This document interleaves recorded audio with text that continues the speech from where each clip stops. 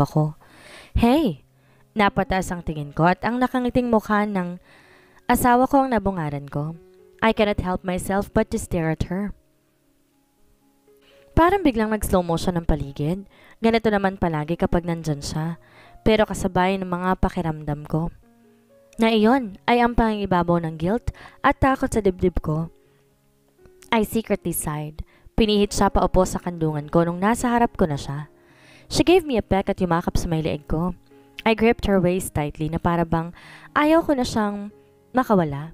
I missed you. I whispered through her right ear, then I kissed her hair. Mas nagsumiksik naman siya sa may leeg ko. Napangiti ako. Tired? I asked her softly. Habang hinahaplos-haplos yung ulo niya at bewang. She nodded at kahit habang nanatiling nakasiksik sa may leeg ko. You okay? I asked softly. Umalis siya sa pagkakasubsob sa may leeg ko at hinarap ako. I gave her a small smile. Okay lang ako. Masaya lang, nakakapagod. She said na ikinatawa ko. She pouted her lips at doon napabaling ang tingin ko. I gulped. Ang daming pinamili ni mommy sa akin. Kahit ayoko, wala ako nagawa. Lahat ng butik na pinasukan namin ay... I did not let her finish what she wanted to say dahil bigla ko siyang hinalikan. Ramdam ko ang pagkagulat niya at dagling pagtulak niya sa akin. I looked at her blushing face at natawa ako dahilan para paghahampasin niya ako. Natatawang niyakap ko siya na mahigpit. Nagpumigla siya pero hindi ko siya pinakawalan. Pero agad ako napatayo ng kagatin niya ng madiin ang leeg ko. Nabitawan ko siya. Napangawi. Nakita ko naman siyang umisi. Hinaplos ko naman yung leeg kong nakagat niya at mas napangawi. Masakit talaga. Tiningnan ko siya at nakita kong sa leeg ko siya nakatingin. At di na siya nakangisi bagkos napalitan ng pag-alala ang mukha niya. Sorry. Agad niyang hinaplos yung leeg ko at saka nakangisi. Bagkos napalitan ng pag-aalala ang mukha niya. Sorry. Agad niyang hinaplos yung leeg kong kinagat niya. Napatitig ako sa kanya. Napangiti na lamang. I am so in love with her. So much. Doon bigla siyang yumukot ng laki at napasinghap ako ng halik. Halikan niya yung leeg ko sa bandang kinagat niya. Di ko alam pero parang biglang uminit at parang may nabubuhay. Pahawak ako na mas madiin sa bewang niya. Doon huminto siya, tinitigan ako. Mas lalo akong na-turn on at gano'n na lamang ang panlalaki ng mga mata ng asawa ko. Siguro napagtanto niya na may nabuhay. Sweetheart? Namumulang wika nito. Nilipat ko ang mukha ko sa may mukha niya at, it's your fault, sweetheart. Inumpisahan ko kaya tapusin natin. At hindi ko siya inaasahan pang sumagot. Talagad kong sinakop ang mga labi niya. At doon pinangako kong aalamin ko ang totoo. At gagawin kong lahat wag lang masaktan ng asawa ko. Alex POV. Kuyang ang mga kamaong tumalikod ako. Nasaan na ba ang babaeng iyon? At sino ba talaga siya? Katulad ng isang linggo, ay nagpadala na naman ito ng sulat at may kasama na naman na ultrasound picture. Hindi ko na alam ang gagawin ko. Sumasabay pang babaeng yon sa problema sa kumpanya, kaya mas lalo ako nai-stress. Nawawala na siya ng oras sa asawa ko. Nahilamos ko ang kamay ko sa mukha ko. Wala na si Nancy sa kumpanya. Hindi ko na siya pinagtatrabaho na talaga namang pinag-aawayan naming dalawa. Dahilan ng isang linggo na rin namin hindi pagpapansinan. Don't get me wrong, okay? Ayoko na siyang mapagod at gusto ko ng bahay na lang siya. Gusto ko na magpahinga na lang siya at ako na magtatrabaho para sa aming dalawa. I just want her to enjoy and relax herself. Pero mukhang di niya ata yun maintindihan kaya eto at isang linggo niya na akong hindi iniimik. Napasabunot ako sa sarili ko. May problema ako sa kumpanya. May tampuhan kami mag-asawa at ngayon nakikisabay pa ang babaeng ito na hindi magpakilala ay hindi magawa. Bakit hindi siya magpakilala kung ako talaga ang ama ng batang sinasabi niya? Tsak naman na namumukhaan ko siya kung sakaling nagalaw ko nga siya. I closed my eyes tightly. I don't know what to do anymore.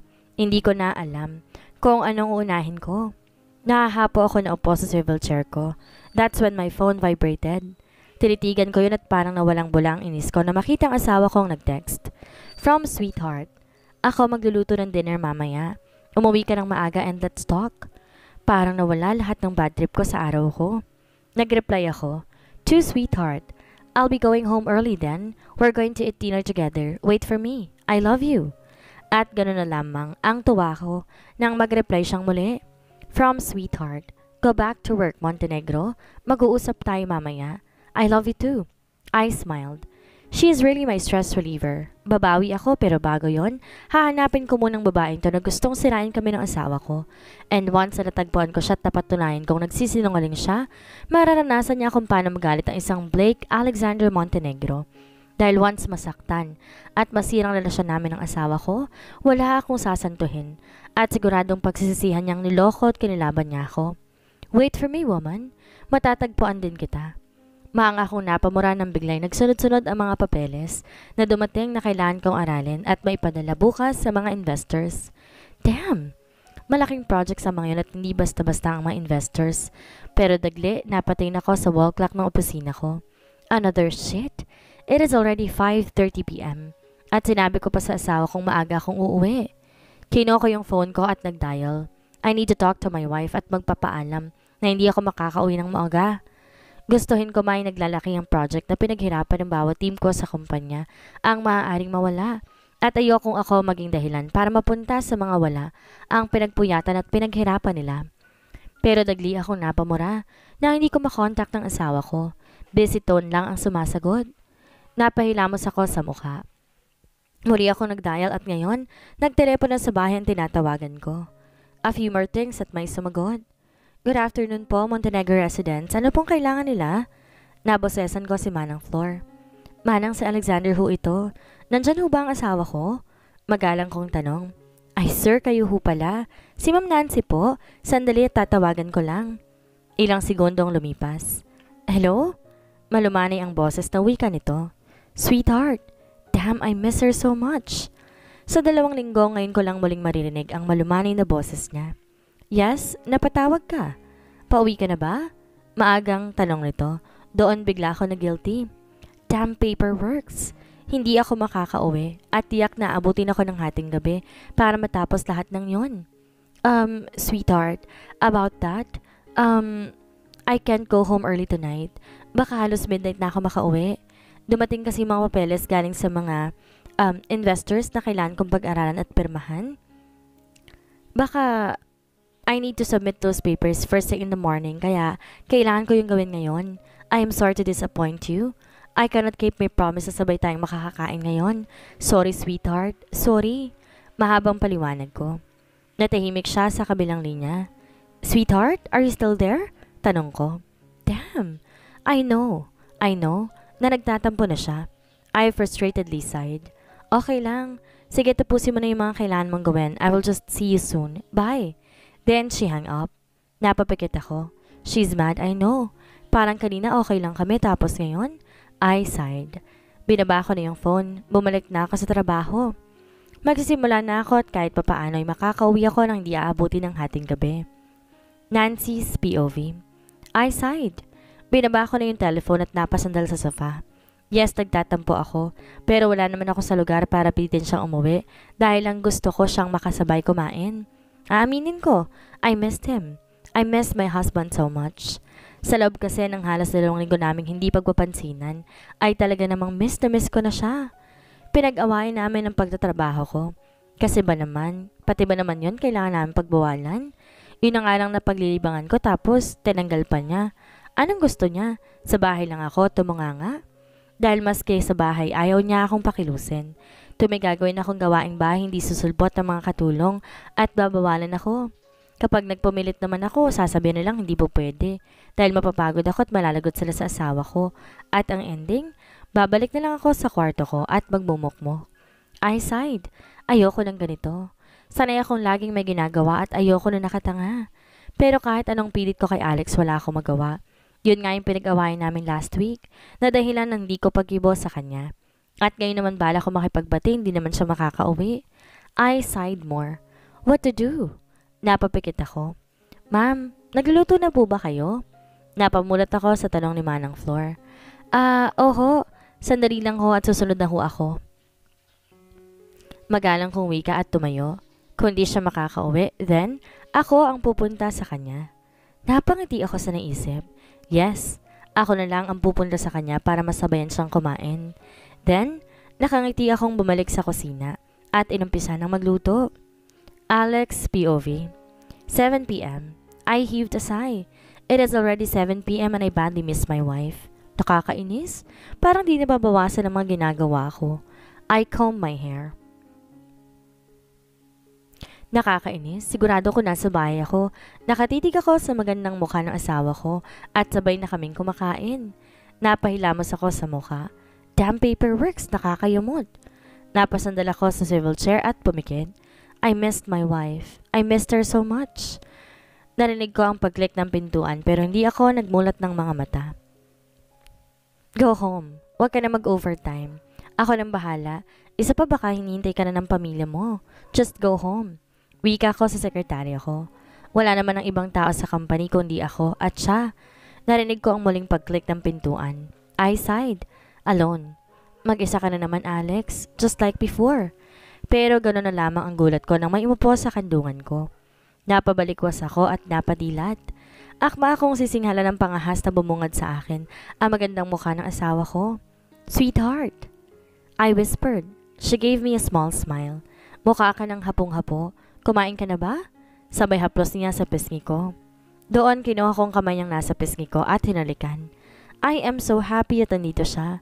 Feeling ko lahat ng pagod ko biglang nawala. I looked at her straight from her eyes at nagling boba ang mga labi ko sa labi niya.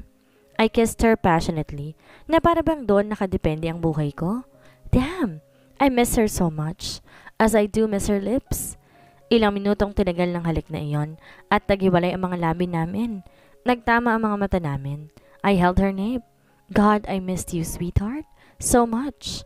Then, pinaulanan ko ng mumunting halik ang buong mukha niya.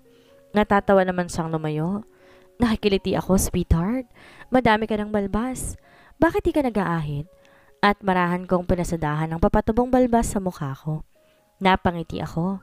Sweetheart? She called me sweetheart. Nagsumiksik ako sa bandang leeg niya. Hinalik-halikan siya roon. Sweetheart, nakikiliti nga ako. Natatawa naman akong lumayo. Sorry, masyado kasi akong busy nito mga nakarang araw kaya hindi ko napagtuunan ng pansin ang sarili ko. But don't worry, sweetheart. Mamaya, magsashave na ako. Magaan kong wika na nakapagpangiti sa kanya. Muli, lumamlam ang mga mata niya at tinaplos ang pisngi ko. I'm sorry for being stubborn this past few weeks. Pasensya ka na ha. Hindi kasi ako sanay na walang ginagawa. You know naman na sanay ako mula pagkabata. Nagtatrabaho na. Kaya ganoon lang ang reaksyon ko na pinatigil mo ko. Malumanay na wika niya na nakapagpangiti sa akin. I held her hands while still looking at her eyes. Don't be sorry, sweetheart. I should be the one saying that. I am sorry kasi biglaan ang desisyon kong iyon. Don't get me wrong, sweetheart, but believe me, ginagawa ko lang yun because I don't want you to stress yourself too much. Pinapagod na nga kita sa gabi, tas pagdating ng umaga, papagurin pa rin kita sa office. Don't you think hindi na yun tama? Wika ko pero hampas lang sinagot niya sa akin na nakapagpatawa sa akin ng malakas. Yang bibig mo, iba na naman ang tinutumbok. Wika nito na ikinailing ko. Habang nakangiti. But then, gaya nga ng sabi ko noon, kung anong gusto mo, kung ano makapagpapasaya sa'yo hanggat kaya kong ibigay, sweetheart. Kasi mahal na mahal kita. So, if you still want to work here with me, then so be it. Work here with me. Basta, wag ka lang ulit makitang malungkot ka. Then, I kissed her forehead. Nakita ko namang namasa ang mga mata niya at nagsumiksik siya sa may leeg ko. Thank you, sweetheart, sa pag-intindi.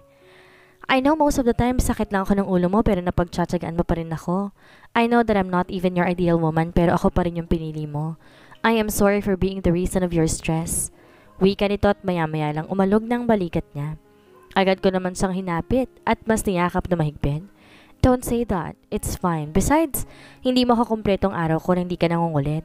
And what do you mean by stress, ha? Sino ba sabi ikaw dahilan ng pagiging stress ko? Damn, sweetheart, hindi yun totoo. Dahil sa totoo lang, ikaw ang stress reliever ko. And don't think things too much. Kahit kasi ipila mo pa o nino man ang lahat na magaganda. At almost perfect na babae sa harapan ko. Ikaw at ikaw pa rin ang pipiliin ko. Dahil ikaw lang ang nag-iisa. At mananatili ka nag-iisa habang buhay. Then I kissed her temple. So don't cry. Mahal kita. Just bear that in mind. Magkaroon man tayo ng problema, dumating man ang mga araw na magkasira tayo at magkasakitan, mamahalin pa rin kita. Ikaw pa rin yung pipiliin ko sa lahat ng oras at panahon. At kung dumating naman yung araw na masaktan kita, just say anything you want me to do. Kasi lahat naman gagawin ko para sa'yo. Kahit na mahirap pa yun, gagawin ko pa rin basta para sa'yo. Then I hugged her more tightly. Napahikbi na siya. Natatawa ko namang itinaas ang mukha niya at pinahid ang mga luha niya. Tinitigan ko siya sa mga mata. Mahal kita, I whispered softly. Mas napaiyak naman siya. I chuckled. Mahal din kita. Sagot niya at nagpabilis sa tibok ng puso ko. Damn this feeling. I held her nape and for the nth time I kissed her passionately. God, I will do everything to keep her. Hindi ko hayaang mawala siya sa buhay ko. She is mine and I'll do everything to make her happy. Lahat gagawin ko. Huwag lamang siyang umiyak ng dahil lamang sa akin. Dahil naiisip ko pa lamang naiiyak siya. Gusto ko nang saktan pa ang sarili ko. From this day forward, ipinapangako ko. Lahat na magtatangkang kantiin ni dulo ng daliri niya ay hindi ko sasantuhin. Dahil once na may manakit sa kanya ay ang Alex na hindi nila kilala ang makakalaban nila. Nalaman ko rin ang result na gusto lang manira ng babaeng yon sa aming mag-asawa dahil matagal na palang may gusto sa akin ng babaeng yon. Hindi ko hahayaang masira nila ang aming pagsasama. Hey! Agad ko siyang sinilubong at hilalikan na magaan sa labi. Pero gaya ng inaasahan, masasama naman ang tingin niya sa akin. Natatawang hinapit ko na lamang siya sa bewang, hinalikan sa noo. Giniya ko siya palapit sa table ko na puno ng pagkain gustong gusto niyang kainin itong mga nakaraan. Nakita kong dagling nagdiwanag ang mukha niya na makita mga pagkain na nandoon at agad umupo sa sofa at kumain. Natawa na lang ako, tinabihan siya sa pag-upo. Tinitigan ko lamang siya. She is pregnant. At muli naalala ko na naman ang araw kung kailan ko nalaman yon. Ayoko niyan. Lumayas ka. Layas, buwisit ka. Gigil na gigil niyang wika sa akin. Para naman akong tangang sinisigawan na nga. Tuwang-tuwa pa. Sweetheart, teka nga kasi. Layo. Agad ako napaatras ng akmang susuntukin niya ako sa mukha. Nangingiting tinaas ko naman ang dalawa kong kamay sa ere. Ang kapal ng mukha mong babae. Matapos mo kumbuntisin, ang kapal-kapal ng... Biglay napahinto siya sa pagsasalita. Nanlalaki ang mga matang tiningnan ako. Maging ako'y natulos sa kinitatayuan. Buntis siya? Tinitigan ko siyang mabuti at ang kaninang sinusupil kong ngiti, lumabas na. Buntis ka? Totoo ba, sweetheart? Damn, buntis ka! Halos isigaw ko na iyon sa sobrang tuwa ko. Natahimik naman to't napahagat labi. Nilapitan ko siya, tinawakan na magkabilang pisngi. Tinitigan ko siya sa mga mata. Sweetheart! Pero tinabig niyang kamay kong nasa pisngi niya. Oo, buntis ako at aalis na ako. Iiwan ka na naming hinayupak ka? Babaero kang buisit ka? Matapos mo akong sipingan gabi-gabi, nagawa mo pang mambabae? Gago ka, Montenegro? Gago ka... I did not let her finish what she's going to say dahil agad ko nang sinakop ang mga labi niya. Pumigla siya ng una pero ilang minuto lang tinutugon niya ng halik ko. Napangiti ako sabay ng pagyakap sa kanya. Damn, ang saya-saya ko. Magiging tatay na ako. Doon hindi ko na nagawang pigilan ang mga luhang tuluyan ng pumatak sa mga mata ko. Doon niya na ako tinulak at agad nanlaki ang mata niya nang makitang umiiyak ako. Agad kong nakita ang pag-alala sa mga mata niya at nakita ko rin ang agad na pangilid ng mga luha niya. Biglay napahikbi siya. Nataranta naman ako. Bakit ka umiiyak? Ikaw na nga tong ng babae tas ikaw pa tong may ganang umiyak? Wika yan nakapagpangiti sa akin. Agad ko naman siyang niyakap at tinilikan sa tuktok ng ulo. Sweetheart, mahal na mahal kita. Kaya paano ko magagawang mambabae? Alo ko sa kanya. Agad naman siyang humiwalay sa akin at tinitigan ako na masama. Sinungaling ka? Nakita kita sa restaurant kanina may kasamang babae. At si Rene Montes ang kasama ko. And mind you, sweetheart, kasama din namin ang kuya niya na si Train. Baka nagkataong nasa CR ang huli na makita mo kaya. Kami ni Miss Rene lang nakita mong kasama ko. Damn, sweetheart, mahal na mahal kita kaya. Hindi ko magagawa pang tumingin sa iba. Ikaw lang, sapat na sapat na. Then I kissed her forehead. Doon niya ako muling tinignan sa mga mata. Totoo? Parang batang tanong niya. Natatawa namang tumango ako at agad siyang hinalikan sa labi. Sweetheart, magiging tatay na ako. Ang saya-saya ko. Then binuhat ko siya at inikot sa ere. Gusto mo? Napabalik ako sa kasalukuyan nang tanongin niya ako. Agad akong nangiti at tumango. Doon sinubuan niya ako ng manggang sinawsaw niya sa ketchup. I know masyadong malala ang taste niya sa pagkain pero wala akong pakialam. Basta masaya ang misis ko, go with the flow lang ako. Masarap? Malambing na tanong niya at agad ko namang tinanguan. Nakita ko namang ngumiti siya na matamis. Kumain siya ng kumain at ilang minuto lang natapos na. Bumalik na muna ako sa swivel chair ko at nagtrabaho. Siya naman nakaupo pa rin sa sofa at nagbabasa ng magazines. Halos mag-iisang oras na ako nakatutok sa trabaho na makita ko, tumayo ang asawa ko at nalapitan ako. Agad ako napangiti at tumayo rin para salubungin siya.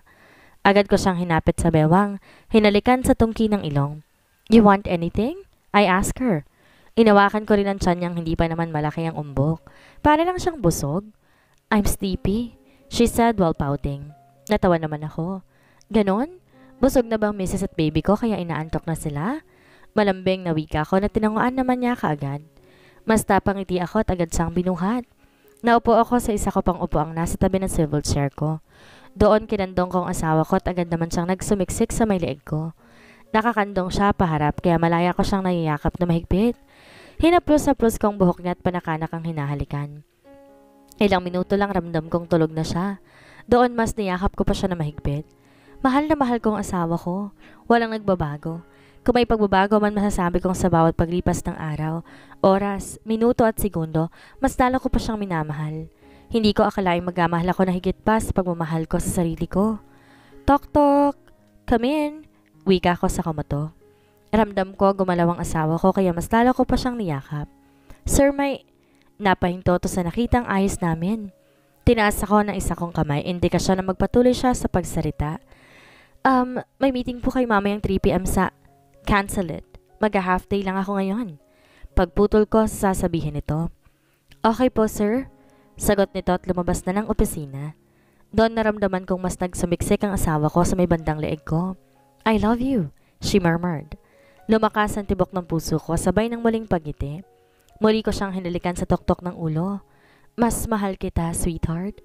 Mahal na mahal kita. Kabuwanan. Masakit! Pati ako pinagpapawisan. Kanina ko pa hawak ang kamay ng asawa ko. Maanganak na kasi siya. Alex, masakit! Sabay iyak niya sa akin. Nag-alala ako kasabay ng parang napagpiga sa puso ko na makita kong sunod-sunod tumulong luha sa mata niya. Hinalikan ko ang kamay niyang kanina pa ko hawak. Sandali na lang, sweetheart. Promise last na to, I assured her. Muli, napangawi siya. Push, Mrs. Push! And she did. Ilang push pa narinig na namin ang pag-iyak ni baby. Doon namangha ako sa tingnan ng doktor. Buhat-buhat ang aming anak. It's a healthy baby boy, Mr. and Mrs. Montenegro. Congratulations! Masayang anunsyo nito. Nakangiti nitong nilagay sa bisig ng asawa ko ang baby at hindi ko na napigilan pa nang biglang malaglag ang mga luha sa mga mata ko dahil sa labis na tuwa. You're crying! Napatingin ako sa asawa kong titig na titig sa akin. Tumangulang ako at masana naglag ang mga luha sa mga mata ko. Masaya ako, sweetheart. Sobrang saya ko. Thank you for this gift. Thank you. Then I kissed her lips. Inawakan ko ang kamay ng anak ko at halos matanggal lang puso ko sa dibdib dahil sa sobrang lakas ng kabog noon. Lalo na mahigpit na hawakan pabalik ng anak namin ang kamay ko. Ikaw magbigay ng pangalan sa kanya. Napabaling akong muli sa asawa ko na ngayon nakangiti na nakatingin sa akin. Muli kong tinitigan ang anak namin. I want to name him. Again, I looked at her lovingly. Tinanguan naman niya ako. Muli tinignan ko ang anak ko ngayon nakadilat na at kasalukuyan pa rin nakahawak sa hintuturo ko. Ngumiti ako at yumuko para halikan ng noon ng anak namin. Matapos tinitigan ko itong puno ng pagmamahal. I want to name him Blake Howard Montenegro. Dumaan man ang maraming unos sa buhay namin na mag-asawa, alam kong malalampasan namin na magkasama iyon. Kaya kung gawin ang lahat, makita ko lang masaya at safe ang aking asawa at anak. Lumipas man ang panahon, walang magbabago sa pagmamahal ko. Mas mamahalin ko pa siya ng sobra-sobra. Ang aking asawang nagbigay ng halaga sa pananaw ko sa buhay. Hindi ko hahayaan ng sino man na manakit sa mag-ina ko.